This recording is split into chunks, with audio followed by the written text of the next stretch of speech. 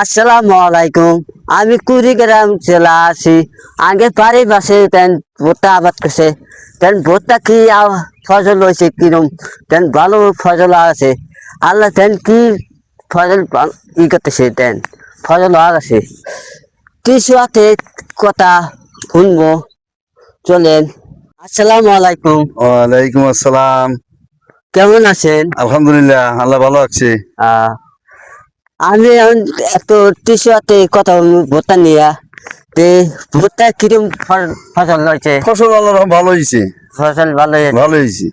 আচ্ছা, ভুট্টাতে কিরম দাম কিরম যাইতেছে? দাম তো মোটামুটি ভালোই দিছে। ভালোই যাইতেছে। আচ্ছা, দাম ভালো হয়েছে, সরকারের রেটের দাম যাইতেছে। হ্যাঁ, হ্যাঁ। হ্যাঁ।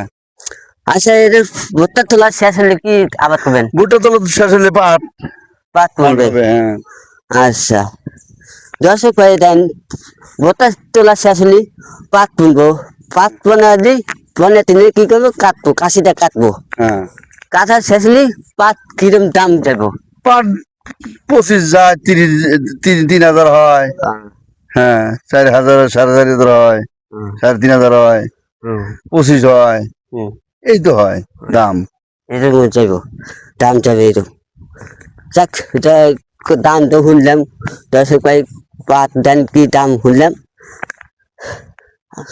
আমি আসছি তেন পাটের দাম কথা শুনলাম।